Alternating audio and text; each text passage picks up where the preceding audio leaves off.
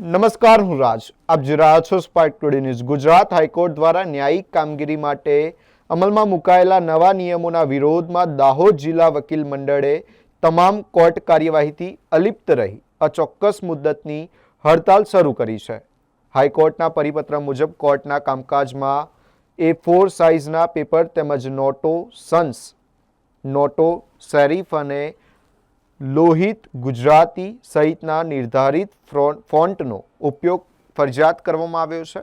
વકીલ મંડળનું કહેવું છે કે નવા નિયમો અને ફોન્ટ સિસ્ટમના કારણે દૈનિક ટાઈપિંગ અને વહીવટી કામગીરીમાં ગંભીર ટેકનિકલ મુશ્કેલીઓ ઊભી થઈ રહી છે. પરિપત્ર રદ કરવા અથવા તેમાં જરૂરી સુધારા કરવાની માંગ સાથે વકીલોએ હડતાલનો માર્ગ અપનાવ્યો છે. આ હડતાલના કારણે દાહોદ જિલ્લા કોર્ટ સહિત તાલુકાના કોર્ટોના કામકાજ પર અસર પડી રહી છે, જેના કારણે ન્યાય મેળવવા આવતા અસીલોને પણ ભારે હાલાકીનો સામનો કરવો પડી રહ્યો છે.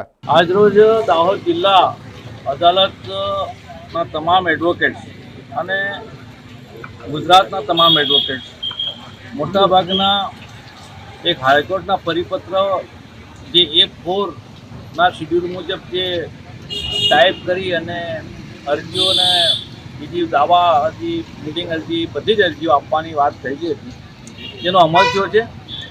આ અમલ કરતા વકીલ આલમને બહુ મોટી અગવડતા પડી અને જે રીતે લિપિ ફાઉન્ટમાં આપવાની છે એ લિપિ અહીંયા મુશ્કેલ છે.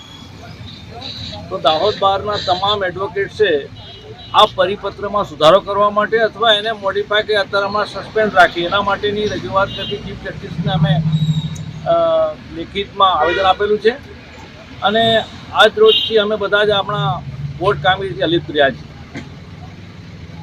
આ પરિપત્રથી ગ્રામ્ય વિસ્તારના લોકોને બહુ અગવડતા પડે. અહીંયા એડવોકેટ પણ ગ્રામ્ય વિસ્તારમાંથી આવતા હોય છે અને આ જે ફેસિલિટી છે તે અવેલેબલ નથી. એટલા માટે દાહોદ જિલ્લા બારદાના તમામ વકીલશ્રીઓ અને તાલુકાની તમામ કોર્ટના વકીલશ્રીઓ આજથી કોર્ટ કામગીરીથી અલગ થયા છે. આ હડતાલ કેટલા દિવસ સુધી ચાલશે? આ હડતાલમાં જ્યાર સુધી નામદાર હાઈકોર્ટ આ પરિપત્રની અંદર કોઈ સુધારો ના કરે અથવા પરિપત્ર સસ્પેન્ડ ના કરે ત્યાં સુધી અમારી આ હડતાલ ચાલુ રહેશે. તેમ છતાં પણ ગુજરાત બાર કાઉન્સિલ તરફથી જે કંઈ અમને આદેશ આપવામાં આવશે એ મુજબ અમે વર્તીશું. આપનું નામ? મારું નામ અજય પ્રતાપ રાજેન્દ્રસિંહ ચૌહાણ. હું દાહોદ જિલ્લા બાર એસોસિએશનનો પ્રમુખ છું.